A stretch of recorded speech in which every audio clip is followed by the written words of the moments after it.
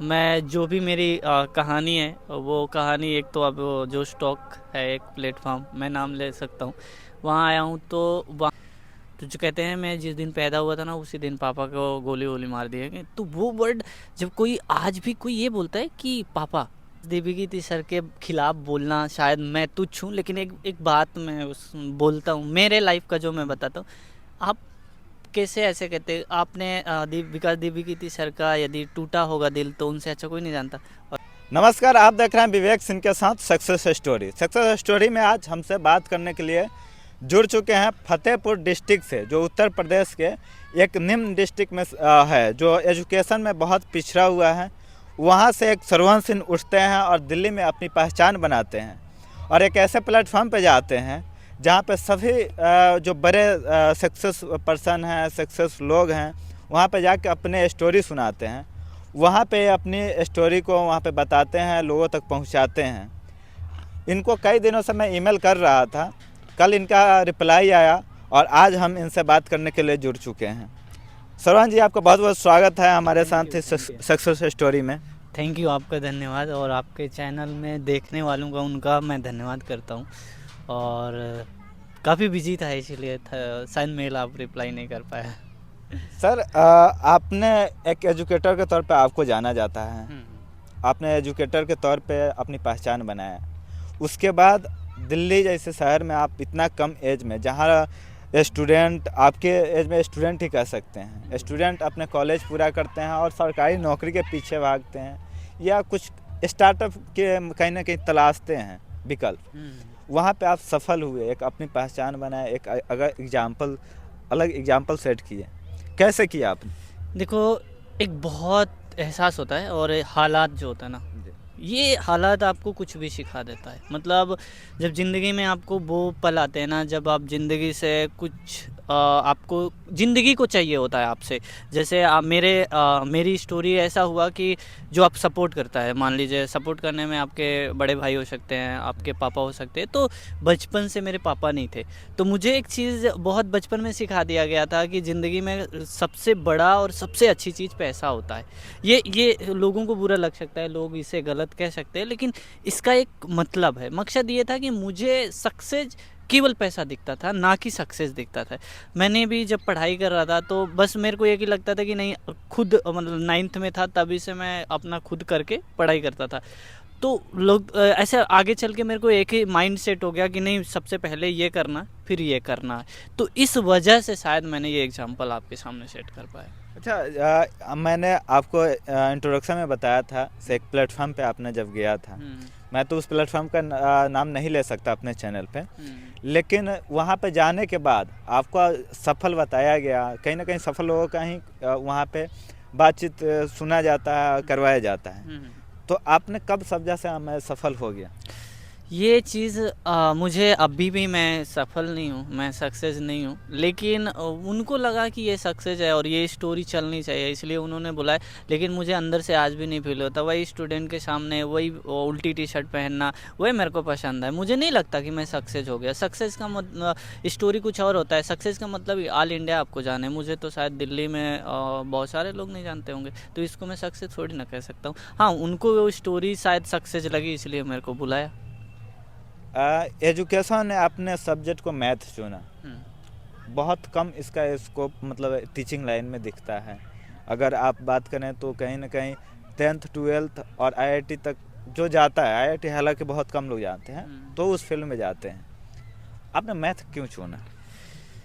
एक इसे God gifted कह सकते हैं, या फिर परिवार में जो एक सब्जेक्ट चला होता है ना, वो सब्जेक्ट सबको भाता है। तो हमारे फैमिली में जितने भी थे हम सब मैथ के दीवाने थे। बचपन से ही हमें मैथ्स का सारा चीज़ सिखा दिया गया कि मैथ है। तो वो बचपन का जो दौर होता है ना, जो सब्जेक्ट आपको सिखा दिया जाता है वही आप चला आए। तो मुझे मैथ अच्छी लगने लगी।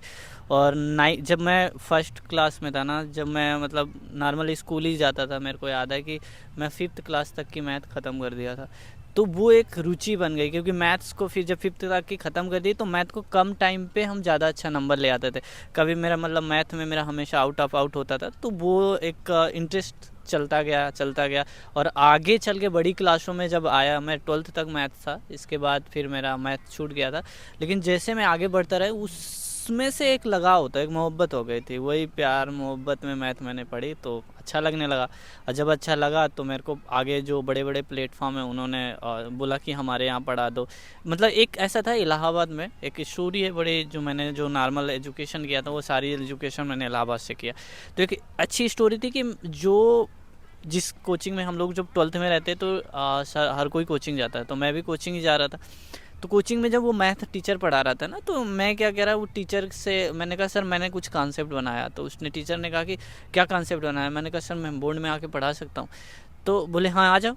लेकिन क्लास में हम लोग 150 लोग थे, वो सारे हंस रहे थे कि अब ये पढ़ाएगा। लेकिन जब मैंने वो कॉन्सेप्ट एक्सप्लेन करा और उस चीज़ को पढ़ाया, वहाँ पढ़ा दी, तो वो टीचर देखता रहा ऐसे देख रहा। और जब वो टीचर देख रहे थे, मैं रिस्पेक्ट करता हूँ टीचर की, लेकिन एक लहजा होता है, तो यहीं देख रहे थे। तो जब देख रहे थे तो उसी दिन से मेरे को ये लगा कि मैं जब ये 150 लोगों को समझा सकता हूँ तो आगे और समझा सकता हूँ। फिर जब मेरा 12th हुआ ना, तो उसी कोचिंग वाले ने मेरे को ऑफ़र कर दिया कि आप मेरे यहाँ पढ़ाओ, आपको 90 मिनट देना, ज़्यादा नहीं, और इसमें इतना दूंगा। तो एक अच्छा नंबर ऑफ़ अमाउंट उन्होंने दिया, जो उस एज के लिए बहुत बड़ा अमाउंट था कि नहीं यार इतना दे रहा, तो चलो। तो उस दिन से मैं कितने वर्ष की उम्र में पढ़ाना स्टार्ट किया? मैं 17 साल का था। 17 साल? हाँ, मेरी पहली क्लास 17 साल के जब मैंने 17 साल का था, 12th मेरा 17 साल में हुआ था। तो जैसे मेरा 12th ख़त्म हुआ तो उसी के बीच में मेरे को उस कोचिंग वाले ने ऑफ़र करा। कितने स्टैंडर्ड के स्टूडेंट को आपने पढ़ाना स्टार्ट? मैं जब 17 साल का था तो 11th-12th की केमिस्ट्री पढ़ाता था, और साथ में ये आपके 9th-10th का मैथ्स पढ़ाता था। शायद आपने 17 साल की उम्र में पढ़ा रहे हो, तो आई थिंक 11-12 में कहीं ना कहीं 18 से 20 के भी स्टूडेंट रहते होंगे। हाँ, अच्छा एक बड़ा उस बीच में एक ऐसा था कि जब मैंने पहला क्लास लिया था, जुलाई का 7 तारीख था, 2017 का 7 तारीख का था। मेरा रिजल्ट आया था मई में, और इसके बाद मैं जुलाई में गया। तो पहली क्लास लिया था ना, तो 2-4 ऐसे स्टूडेंट होते हैं ना पीछे बैठे होते हैं, उन्होंने कमेंट किया, हंसा और बोले कि खुद पढ़ ले फिर हमें पढ़ाएगा। वो मेरे को बार बार गूंजता है आज भी, और आज भी वो मेरे को वो आवाज़ गूंजती है। लेकिन बाद में उन्होंने वो मेरे दोस्त बने, और एज अ दोस्त बन के मैं पढ़ाया। मैं हमेशा कभी टीचर बना ही नहीं, मैं दोस्त बनता हूँ। मैं भी गाली देता हूँ, मेरे को पसंद है गाली देना। और मैं अपने शिक्षक को गाली देना क्या अच्छी बात है? मैं टीचर नहीं हूँ, मेरे को सब्जेक्ट आपके तो स्टूडेंट जो है वो तो टीचर ही मान। नहीं, मैं हमेशा एजुकेटर। अच्छा, difference between teacher and educator मैं बताता हूँ। टीचर वो है जो आपकी ज़िंदगी लाइफ से लेकर आपको सब्जेक्ट और जीने का सहारा बना दे। मैं क्या जानता हूँ, मैं मैथ्स का वो पल जानता हूँ जो आपको क्वेश्चन सॉल्व कर देता हूँ, और बताता हूँ कि आप ये क्वेश्चन इस तरह सॉल्व करेंगे ना तो शायद आपको नौकरी मिल जाए। मैं ये करता हूँ, और इस करने वाले को इस तरह करने वाले को आप टीचर बोले तो गलत है ना। टीचर का एक हमारी भारत सरकार, हमारे संविधान, मतलब हमारे कॉलेज में एक कैटेगरी है कि आप बड़े, जैसे जितने बड़े बच्चों को मैं पढ़ा रहा हूँ उसके लिए आपको एमएससी, बीएससी, पीएचडी, फिर इसके बाद प्रोफेसर, असिस्टेंट प्रोफेसर, ये बनना। मैं तो नॉर्मल ग्रेजुएट हूँ, और ग्रेजुएशन में पढ़ा, तो मैं तो टीचर सब्जेक्ट का तो मेरे को नॉलेज ही नहीं। मैथ्स क्या होता मेरे को नहीं पता, लेकिन हाँ एसएससी में जो क्वेश्चन आते हैं, नंबर क्वेश्चन जो आते हैं, वो सॉल्व करने को आप टीचर बोलेंगे तो शायद मुझे नहीं लगता, और मैं टीचर नहीं हूँ। एज एजुकेटर के तौर पे आपके स्टूडेंट कहीं सेलेक्ट हुए हों और आपसे आके मिलते हों, कहीं ना कहीं एज डिफरेंट होगा ही जो सेलेक्ट हुए हैं, तो कैसा महसूस होता है? आप यकीन करें नहीं, शायद आप करेंगे। अभी मेरा क्या हुआ कि अभी मैं गया था यूपी में, बांदा ज़िले में, और बांदा में यूपी पुलिस में थे, उसने आके मेरा पैर छुआ, और शायद एज में, शायद उनकी जो एज थी, जो थे शिवम नाम था उनका, उनकी जो एज थी शायद 30+ थी, और मेरी 24 है। तो जब वो मेरा आके पैर छुए, बस पैर छुए, तो मुझे बड़ा ऑड फील हुआ कि ऐसा क्या हो रहा। उन्होंने कहा कि मैं आपसे मैथ्स पढ़ा हूँ और आज भी पढ़ता हूँ। तो वो इस तरह की चीज़ें, और कई मैं आपको बताता हूँ, असिस्टेंट सेक्शन ऑफिसर हैं जो 2021 में हुए हैं, वो 5 असिस्टेंट सेक्शन ऑफिसर हैं जो ministry of health, ministry of ये इसमें होम मिनिस्ट्री में, इनमें वो काम करते हैं। तो वो हमेशा मेरे को बुलाते रहते हैं, मैं हमेशा वहाँ जाता रहता हूँ। तो एक फ़ील होता है कि नहीं हमने कुछ मेहनत करा है। इतना सुनने के बाद ना आपके जीवन की थोड़ा मतलब कथा के बारे में सुनना चाहूँगा। ऐसे आप कहाँ से और कैसे स्टार्ट किया, शुरू से बताएं हम। मैं एक बहुत अपने अपने मतलब जो आपने शायद कहीं नहीं बताया हो हाँ मैं और लगता हो वैसे, चलो बताना चाहिए, शेयर करना चाहिए। जो नहीं लगता हो तो मैं नहीं पूछूंगा। अच्छा नहीं, एक्चुअली ऐसा कुछ नहीं है। मैं जो भी मेरी कहानी है, वो कहानी एक तो अब वो जो स्टॉक है एक प्लेटफॉर्म, मैं नाम ले सकता हूँ, वहाँ आया हूँ तो वहाँ पे मेरा सारा स्टोरी है, और वो स्टोरी एक वेरीफाइड स्टोरी होती है। वो आपको स्टोरी सुनाने से पहले बहुत सारा कुछ वेरीफाइड होता है, तो लगभग जो मुझे कहना था मैंने वहाँ कह दिया। बट अभी कुछ ऐसे पल है जैसे आप ज़िंदगी में आप किसी को खो देते हैं, और उस खोने वाले पल जो होते हैं ना, वो कभी कभी ना आप अकेले बैठ के फील करते हैं। जैसे एक वर्ड मेरे ज़िंदगी में मिस है, जिसको पापा कहते हैं। तो जो कहते हैं मैं जिस दिन पैदा हुआ था ना, उसी दिन पापा को गोली वोली मार दिया गया। तो वो वर्ड जब कोई आज भी कोई ये बोलता है कि पापा, आज मेरी एज 24 की है, लेकिन छोटा भी बच्चा वो पापा बोलता है लाइक दैट, कि मैं उसे नोटिस करता हूँ, देखता हूँ कि क्या फील करता होगा। तो वही हालात, वही चीज़ें मेरे को गांव से लेकर, गांव में मतलब मैं आज भी बताऊं, मेरे गांव में जो है एजुकेशन बहुत पीछे है। 9th 10th कोई भी पढ़ा होगा आज भी मेरे एज का, कोई भी बहुत मुश्किल से आपको मिलेगा। और मैं वहाँ से निकल के यहाँ चीज़ें आया, लेकिन गांव में एजुकेशन इतना पीछे होने के बाद वहाँ से निकलना। और एक बहुत बड़ी, एक बहुत अच्छी कहानी है, आपको बताता हूँ। जब बिजली में, गांव में बिजली में काम करने जाते, बिजली खंभों का तार वार में, तो गांव के सारे लोग जा रहे थे। तो वो लोग बोलते थे ना कि 12,000 रुपये मिलेगा। तो जब ऐसा बोले तो मेरे मन में 12,000, तो मैंने कभी कसम से, मैं एज का लगभग 9 साल का था, 9-10 साल का था, 12 साल का, हाँ 12 साल के आसपास का था। एग्जैक्ट मुझे एज नहीं पता, लेकिन ये पता था कि पैसा क्या होता है और कमाया कैसे जाता है, वो मेरे को थोड़ा नॉलेज हुआ। तो उस टाइम पे क्या हुआ कि जब ऐसा सुना तो मैंने घर पे मम्मी से बोला, मम्मी वो लोग बिजली में जा रहे हैं मेरे साथ के, मैं भी चला जाऊँ, कमा के ले आऊँगा, तेरे लिए साड़ी लेके दूंगा, तेरी अच्छी अच्छी साड़ियाँ लेके दूंगा। तो मम्मी ना रोने लगी, मतलब एक फील हुआ कि रोने लगे कि इतना छोटा सा सोच रहा है। उस टाइम पे लोग पढ़ाई करते हैं, ये सोच रहा। तब उस दिन मम्मी ने एक एहसास दिलाया, उन्होंने ये एग्जाम्पल सेट करा कि देख ये जो पढ़ाई है ना, वो पढ़ी लिखी नहीं है, लेकिन उन्होंने ये बात कहा कि देख ये जो पढ़ाई है ना, इसको पढ़ोगे ना तो पैसा ना बहुत आता है, बहुत ज़्यादा पैसा आता है। तो उस दिन से मुझे को ये लगा कि नहीं, पढ़ना चाहिए।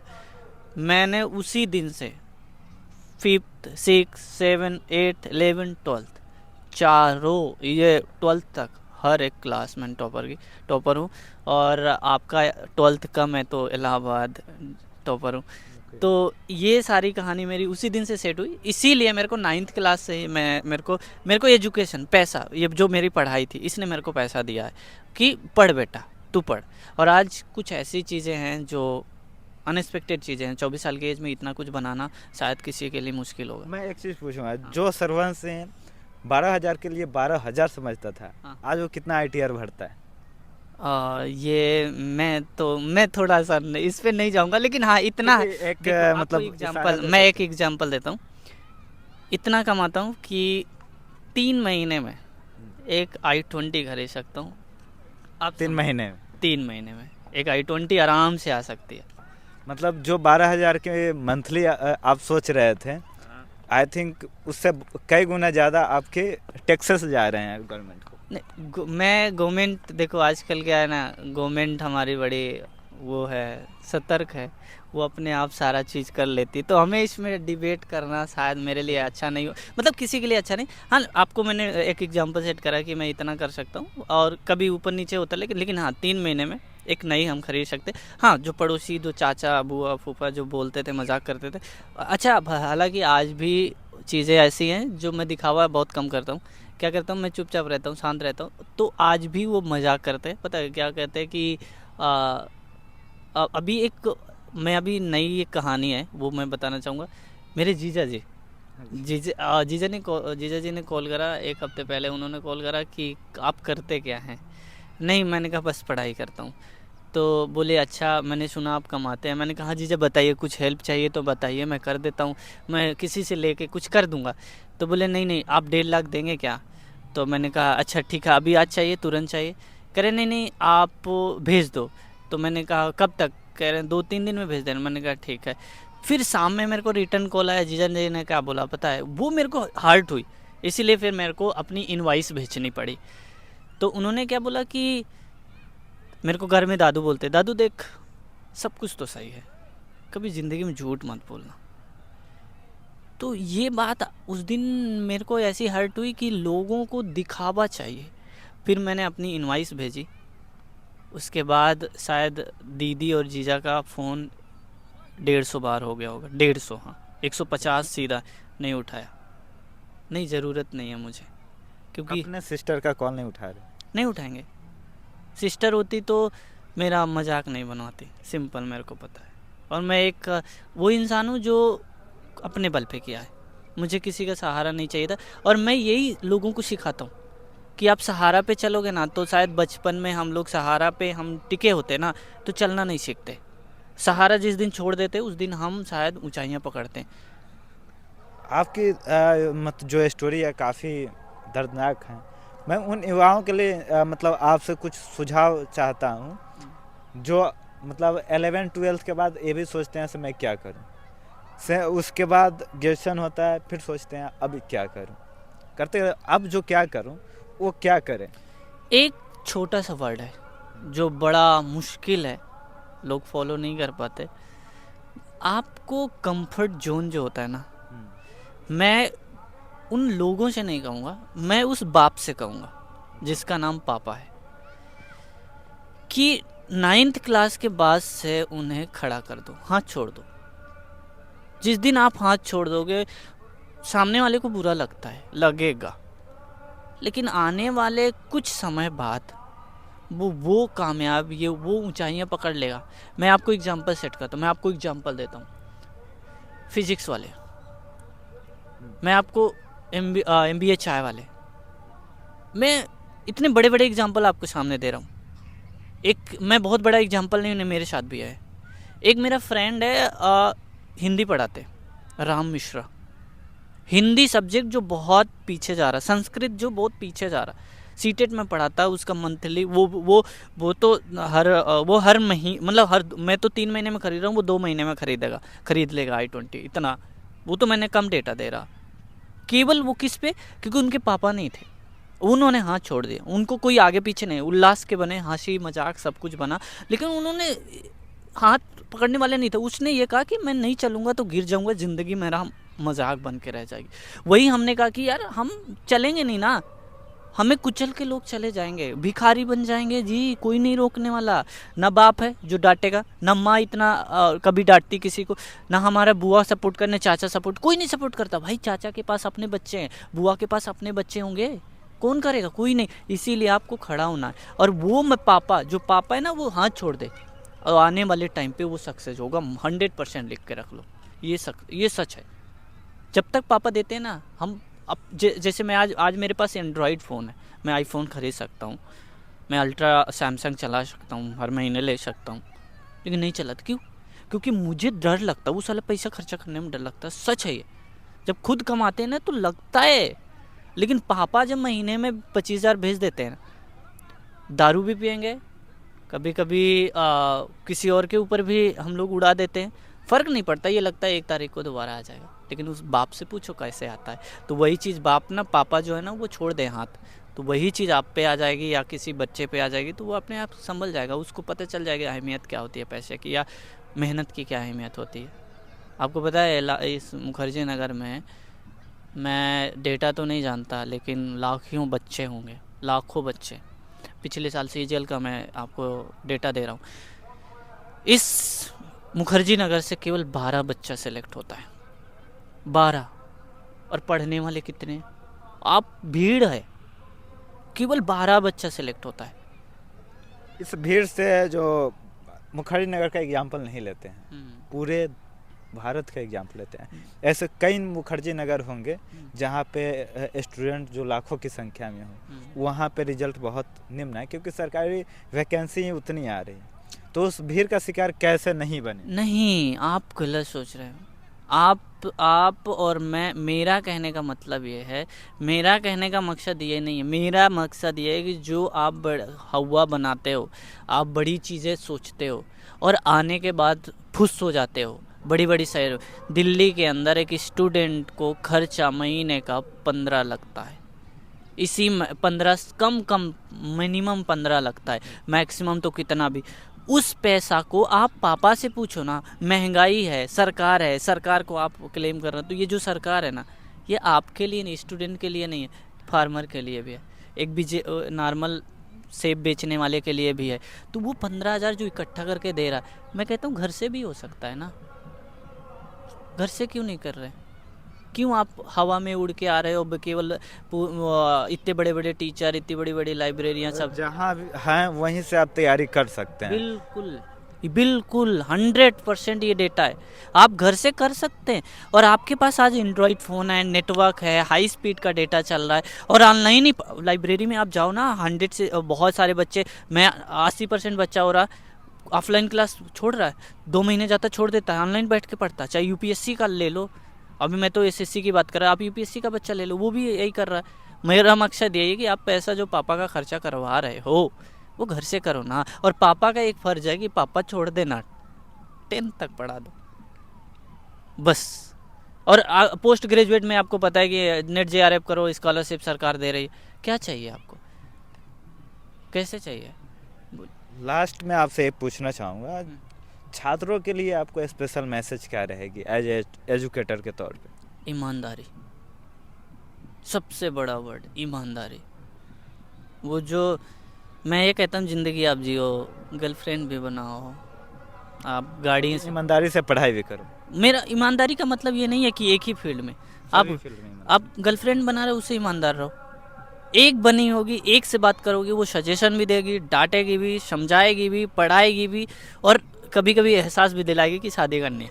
दूसरी बात, पढ़ाई में ईमानदारी, पढ़ाई में उस बात का ईमानदारी, 2 चीज़ें देखो कि जिसे आप मोहब्बत करते हो उससे शादी भी करनी है, और जो बाप पैसा दे के आपको भेजा है, जो रिश्तेदारों से कह रहा है कि मेरा बेटा दिल्ली में पढ़ रहा है, या इलाहाबाद में पढ़ रहा है, या पटना में पढ़ रहा है, कहीं भी, या कानपुर में, बड़े सिटी में पढ़ रहा है, वो उसकी जो भावनाएं हैं, जो वो एक्सपेक्टेशन लगा के बैठा गांव में, वो आपको 1 साल नहीं निकलता, फिर कहता है अगले साल बेटा कर लेना, अगले साल नहीं निकलता, अगली बार कर लेना, जो ये कर रहा है। मुझे देखो, मैं एक बात मानता हूँ, मैथ का सब्जेक्ट, मेरे मैथ पे मैं बात करता हूँ, जो मैथ का सब्जेक्ट है ना, बहुत बड़ा नहीं है, आप 3 महीने में ख़त्म कर सकते हो, और 3 महीने में आपका सीजीएल में मैथ में पूरा का पूरा नंबर आ सकता है। एक सर को आप जानते होंगे, विकास द्विवेदी सर, नाम सुना है आप? हाँ जी, वो कौन नहीं एक जानता, फिलोसफर भी है, कौन नहीं जानता। उन्होंने बोला से जिंदगी में अगर 2 ब्रेकअप ना हो मिनिमम, तो वो जिंदगी नहीं है। आप ब्रेकअप किसे करवा रहे हैं? आप अंबानी वो का बोल रहे हैं ना सर, जिंदगी में 2 गर्लफ्रेंड होनी चाहिए और 2 ब्रेकअप होना चाहिए। वो अपने बच्चों को लिए भी वो सलाह दे रहे थे। देखो, विकास द्विवेदी सर के खिलाफ बोलना शायद मैं तुच्छ हूँ, लेकिन एक बात मैं बोलता हूँ, मेरे लाइफ का जो मैं बताता हूँ।